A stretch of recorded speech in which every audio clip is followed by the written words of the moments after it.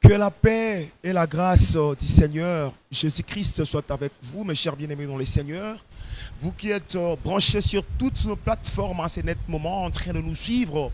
Vous nous suivez sur Prédicateur Gauthier Massaka officiel sur Facebook. Vous nous suivez également sur Gauthier Massaka TV sur YouTube. Nous vous demandons tout simplement de pouvoir vous abonner massivement sur toutes nos plateformes. C'est juste un moyen pour vous de pouvoir nous soutenir afin que nous puissions aller de l'avant à ce que nous sommes en train de faire comme travail pour la gloire du Seigneur. C'est bel et bien votre émission, l'émission Les Temps de la Vérité, une émission qui nous aide à creuser la profondeur du Seigneur, une émission qui nous aide à simplifier les Écritures saintes au profit de tous les élus à travers les mondes. Alors sans plus tarder, nous allons directement passer à la lecture des Écritures. Je suis dans le livre de Job. Job chapitre 41, verset 1er, nous allons faire la lecture en sautant. En sautant, je lis au nom du Seigneur Jésus-Christ.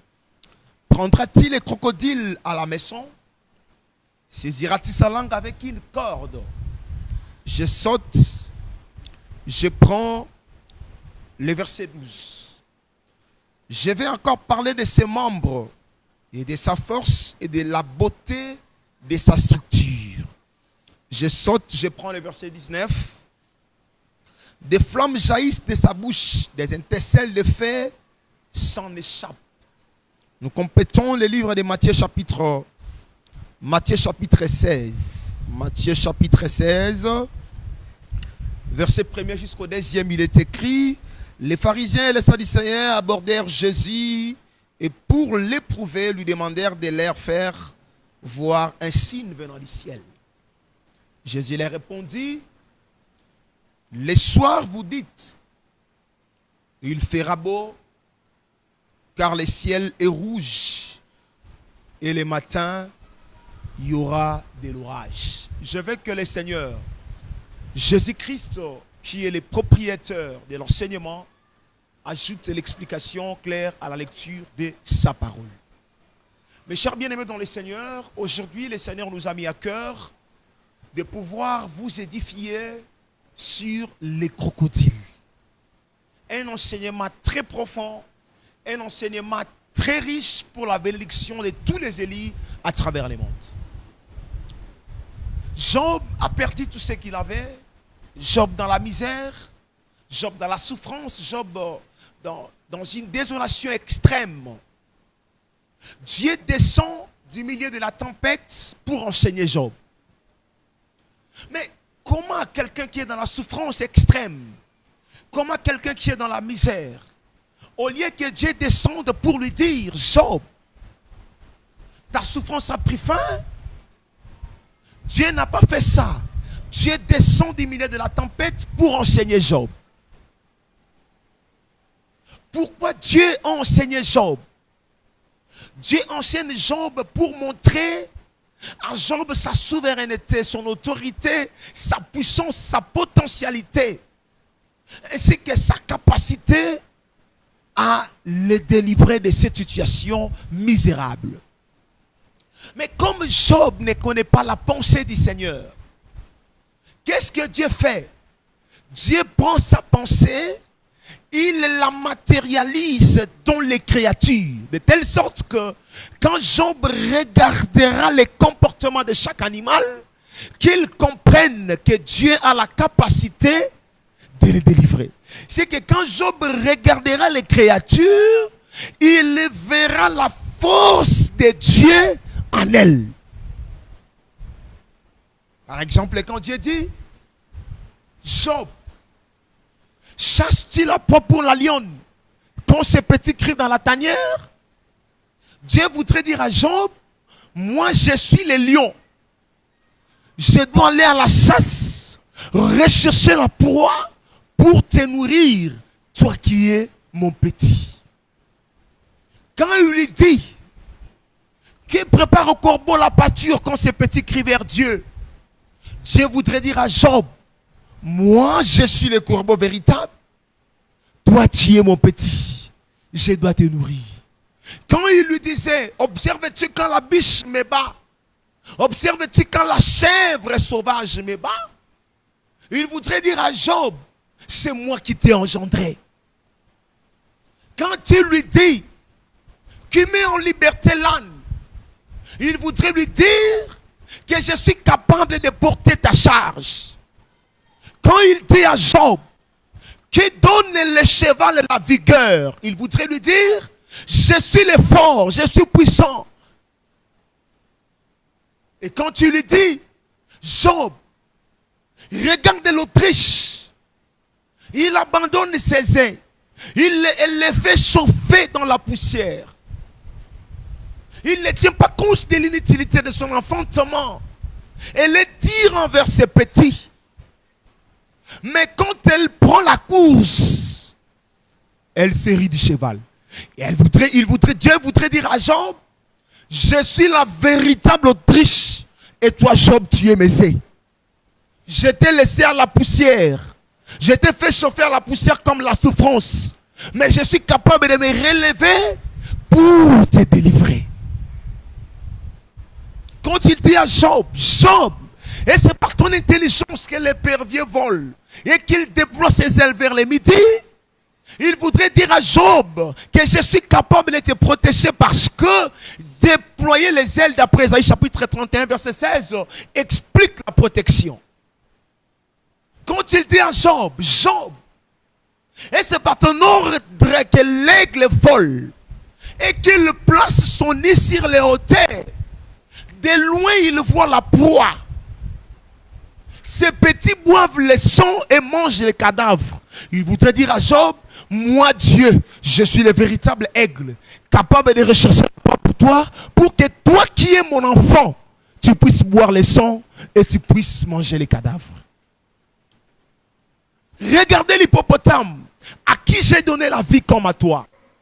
Il mange de l'herbe comme les bêtes. C'est-à-dire, Dieu voudrait dire à Job, malgré ma gloire comme l'hippopotame, mais je suis capable de prendre la nature du bête pour te sauver. Et à la fin, il explique les crocodiles pour lui montrer sa force ainsi que sa puissance incontestable. C'est-à-dire, Dieu, pendant qu'il enseignait Job, il était en train de lui montrer sa souveraineté, son autorité, ainsi que sa pouvoir absolu qu'il a. Mais pour que Job comprenne ces facteurs, il faut que Dieu se serve des animaux pour qu'ils s'enseignent. C'est-à-dire Dieu s'est enseigné dans ses créatures. Et quand Job regardera le comportement de chaque animal, il comprendra la divinité, la puissance de notre Dieu véritable. Je veux que le Seigneur Jésus-Christ vous bénisse de partout où vous me suivez. C'est-à-dire que l'enseignement sur les crocodiles,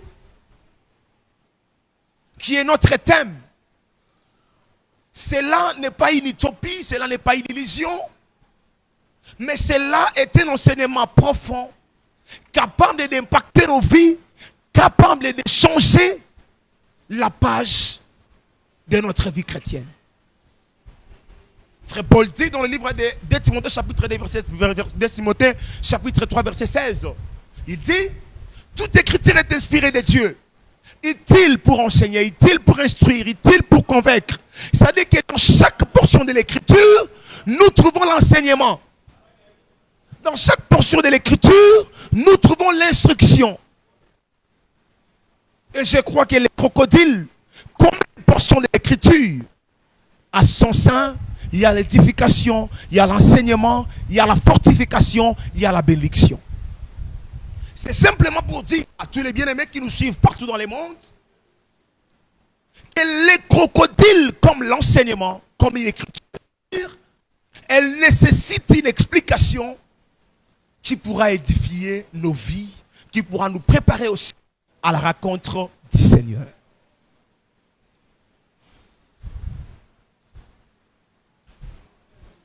Maintenant, mes chers bien-aimés dans le Seigneur, lorsque Dieu arrive sur les crocodiles, il dit à Job, regardez les crocodiles. De sa bouche jaillissent les flammes de feu. Il dit, je vais encore parler de ses membres, de sa force et de la beauté de sa statue. Quand il descend, il arrive vers la fin, il dit à Job, les crocodiles et les rois des animaux. C'est-à-dire que dans les crocodiles, nous voyons, la beauté. Dans les mêmes crocodiles, nous voyons les faits. Dans les mêmes crocodiles, nous voyons les royaumes. Je me répète. Dans les crocodiles, nous voyons la beauté. Dans les crocodiles, nous voyons les faits. Dans les crocodiles, nous voyons les royaumes. Maintenant, qui est ce crocodile? C'est ce qui doit contenir ces trois différents facteurs, à savoir la beauté, les faits, ainsi que les royaumes. Job chapitre 41. Job chapitre 41. Ouvre également ta Bible là où tu es. On cherche qui est ces crocodiles. Job chapitre 41. Nous prenons le verset 10. Écoutez ce que le texte dit. Dans d'autres versions, c'est le verset premier. On dit, nul n'est assez hardi pour l'exciter. Maintenant, Dieu dit, qui donc me résisterait en face? Mais, comment Dieu enseigne à Job les crocodiles? Il dit, nul n'est assez hardi pour l'exciter. Maintenant, il dit, qui me résisterait en face? C'est que d'après cette portion de l'écriture de Job chapitre 41 verset 10, Dieu lui-même s'est identifié comme les crocodiles. C'est que comme Dieu s'est identifié comme les véritables crocodiles, c'est qu'en Dieu, il faut qu'on trouve la beauté, en Dieu, il faut qu'on trouve le fait, en Dieu, il faut qu'on trouve les royaumes. D'une manière anticipative, je voudrais déjà dire que les faits représentent le jugement d'après Ésaïe chapitre 66 verset 15 à 16. C'est que les faits comme les jugements, c'est qu'en Dieu, il faut qu'on trouve la beauté, il faut qu'on trouve les jugements, il faut qu'on trouve les royaumes. Au nom de l'esprit ministériel, en traçant ces trois facteurs en ordre, je voudrais vous dire qu'il y a premièrement la beauté. Et après la beauté, il y a le jugement. Et après le jugement, il y a les royaumes. C'est que les royaumes ne peuvent pas être installés s'il n'est pas précédé par le jugement. Les jugements ne peuvent pas non plus s'abattre si préalablement il n'y a pas eu la beauté. Mais que signifie la beauté? Il est strictement interdit de raisonner sur les Écritures. Matthieu chapitre 16, verset 1er jusqu'au 2e. Les pharisiens posent la question au Seigneur en lui disant, montrez-nous les signes venant du ciel. Jésus leur dit, vous dites que le soir il fait beau. On sait que d'après le Seigneur Jésus-Christ, la beauté c'est le soir. Pendant les jours, on ne parle pas de la beauté. Mais pour parler de la beauté, il faut qu'il fasse soir. Oh Jésus, merci pour la révélation de ta parole. Mais qu'est-ce que signifie le soir? Deutéronome chapitre 16.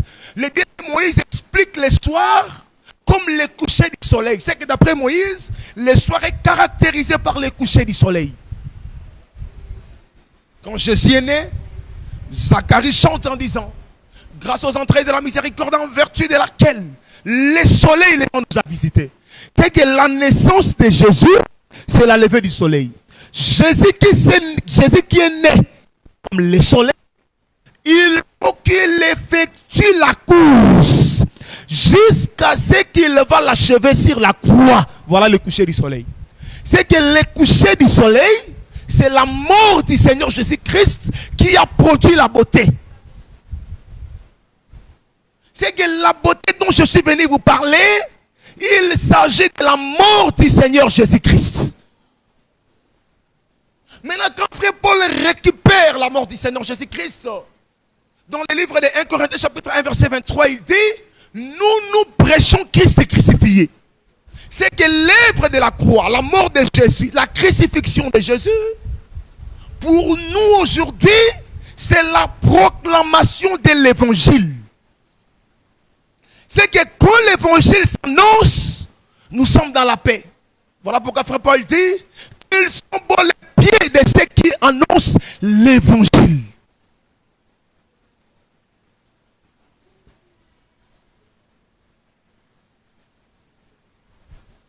C'est que Dieu, comme le véritable crocodile, en lui nous trouvons la beauté qui est le symbole de l'évangile éternel. C'est qu'aujourd'hui, Dieu est le crocodile, mais il nous présente d'abord sa beauté. C'est-à-dire, quand nous entendons son évangile pur, son évangile merveilleux, nous contemplons la beauté du crocodile qui est notre Dieu. Mais quand le temps de la proclamation de cet évangile qui est la beauté prendra fin, Dieu reviendra maintenant pour juger. Voilà le temps du fait. Voilà le retour glorieux. Voilà l'avènement du Seigneur où Jésus-Christ doit revenir pour détruire la puissance des nations. Pour détruire la force des nations. Envie d'installer son royaume sur la terre comme les crocodiles, afin de régner sur la terre. Parce que dans les crocodiles, il y a ces trois portions, à savoir la beauté, le jugement et le royaume. Je veux que le Seigneur Jésus-Christ vous bénisse de partout où vous me suivez. Et je veux que cet évangile soit écrit dans vos cœurs. C'est pourquoi, mes chers bien-aimés, dans le Seigneur, quand Israël était en Égypte, Dieu, comme les crocodiles, il comprend que je dois d'abord manifester la beauté. Regardez, il entre dans l'agneau. Quand l'agneau meurt, c'est pour délivrer le peuple. Vous voyez? C'est-à-dire la mort de l'agneau, c'est ça l'œuvre de la croix, qui est l'évangile, qui est la beauté. Mais lorsqu'on arrive dans la mer Rouge, Dieu ne manifestera plus sa beauté. Il faut que Dieu manifeste l'effet, le jugement du crocodile. C'est-à-dire que dans la mer Rouge, Dieu avait pris la nature du crocodile pour dévorer aussi Pharaon, qui n'est pas le véritable crocodile. D'après Ézéchiel chapitre 32, verset 2, vous descendez. C'est que dans la mer Rouge, Pharaon était le crocodile, Dieu aussi était le crocodile. C'est que dans la mer Rouge, c'était la bataille. C'était la guerre des deux crocodiles. J'aime pas trop raisonner sur les textes. Quand Israël traverse, le texte dit, ils ont chanté en disant, ô Éternel, au souffle de tes narines, les eaux se sont amocelées. C'est-à-dire que ce qui avait séparé la mer, ce n'était pas d'abord la verge, mais c'était le souffle des narines. Oh, j'aime ça. Ce qui a détruit Pharaon dans la mer Rouge, c'était le souffle des narines de notre Dieu. C'est que quand Dieu a fait, Pharaon est détruit. Mais le souffle des narines, d'après Job chapitre 41, il s'agit du ministère du crocodile. C'est que dans la mer Rouge, Dieu avait pris la nature du crocodile pour dévorer Pharaon qui est aussi le crocodile. Et cela se fera précisément dans la guerre d'Armageddon. Parce que quand le Seigneur reviendra lors du retour glorieux, il prendra la nature du crocodile. Pourquoi? Parce que l'Antichrist sera aussi considéré comme un crocodile, étant donné que toutes les nations seront considérées comme les eaux d'après l'Apocalypse chapitre 17. C'est que les nations qui représentent les eaux, en ces temps-là, le chef des nations sera l'Antichrist. C'est qu'en d'autres termes, l'Antichrist sera comme les crocodiles sur la terre. Il faut que qui est lors de son retour glorieux, qu'il prenne la nature du crocodile pour dévorer l'antichrist qui est aussi le crocodile, mais malheureusement n'est pas le véritable. Et après la destruction, il faut maintenant qu'il installe son royaume. C'est pourquoi Dieu, après avoir détruit Pharaon dans la mer Rouge, il a maintenant installé son royaume dans le désert à travers Moïse, qui est son représentant, avec Séphora sa femme et Israël son peuple. C'est ça le symbole du règne millénaire. Ce qui veut dire, dans les crocodiles, nous voyons la partie qui est l'évangile, et après le temps de l'évangile, il y a le jugement. Après le temps du jugement, il y a le royaume qui sera installé. Mes chers bien-aimés dans le Seigneur, quand vous entendez l'évangile éternel aujourd'hui, il faut chercher à se conformer avec cet évangile. Parce que, après le temps de l'annonce, de la proclamation de cet évangile, il y a un jugement qui viendra. Il faut profiter, il faut chercher à se conformer pour être épargné à ce jugement qui viendra s'abattre sur cette terre des hommes. Évitez l'impudicité, évitez la haine, évitez la jalousie, évitez l'ivrognerie, évitez les mensonges, évitez l'adultère, évitez les mauvaises choses. Mettez ta vie en ordre parce que le royaume du Seigneur est une réalité. C'est pourquoi, mes chers bien-aimés dans le Seigneur, pour terminer, lorsque David arrive au soir de sa vie, il appelle Salomon. Il lui dit, tu sais ce que Joab m'a fait? Il a versé pendant les temps de la paix le sang de la guerre. Il a tué Abner, fils de Ner, et Amasa, fils de Jéter. Il faut les venger, mais dans la sagesse. C'est-à-dire, pendant que Joab a versé le sang, David, comme il était beau dans sa beauté, il a retenu cette vengeance dans son cœur. J'aime ça. C'est-à-dire, bien qu'elle comme la beauté est là, David ne va pas agir. Il garde la vengeance dans le cœur. Maintenant, lorsqu'il va arriver au soir de sa vie, c'est-à-dire, lorsqu'il a terminé l'œuvre, j'aime ça.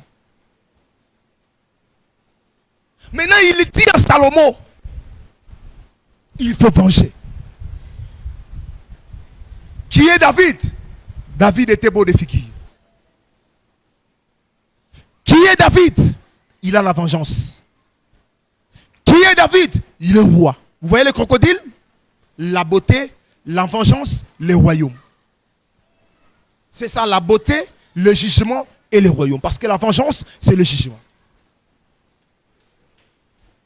Maintenant, David dit à Salomon, il faut venger. C'est que Salomon doit faire la continuité de l'œuvre de David en vengeant Joab. Afin de régner sur la terre.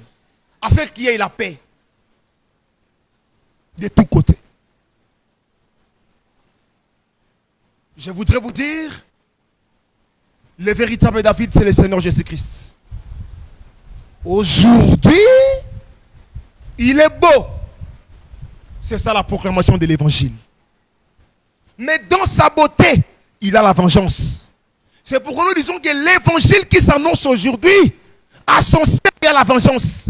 Quand le temps de cet évangile prendra fin, David fera la continuité à travers Salomon. C'est-à-dire, Salomon doit revenir lors du retour glorieux pour venger Joab dans la guerre d'Armageddon afin d'installer son royaume de la paix sur toute l'étendue de la terre où il sera le roi des rois. Mes chers bien-aimés dans le Seigneur, craignons Dieu. Jésus-Christ reviendra pour juger cette terre.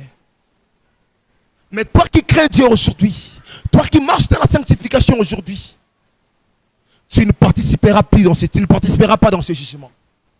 Tu seras épargné. Tu iras te cacher dans la chambre. Comme a dit Ésaïe, va mon peuple, cache-toi dans la chambre pendant quelques instants jusqu'à ce que la colère passe. C'est-à-dire, nous qui craignons Dieu aujourd'hui, nous qui sommes le peuple du Seigneur aujourd'hui, nous ne vivrons pas la vengeance, nous ne vivrons pas le jugement, mais nous serons épargnés quelque part dans la chambre qui est le ciel. Et Dieu viendra manifester sa colère, et après la fin, c'est-à-dire après sa colère, allais-je dire, il installera maintenant son royaume sur la terre comme les crocodiles. Et nous qui étions épargnés, nous qui serons au ciel, nous allons redescendre pour célébrer les festins avec le Seigneur Jésus-Christ. Pour régner avec lui dans un royaume de paix, dans un royaume de sécurité, dans un royaume sans déception. Nous serons vis-à-vis du Seigneur. Aujourd'hui, marchons dans la sanctification, marchons dans l'intégrité et nous serons vis-à-vis du Seigneur. Nous allons continuer prochainement. De tout mon cœur, je dis que le Seigneur Jésus-Christ vous bénisse.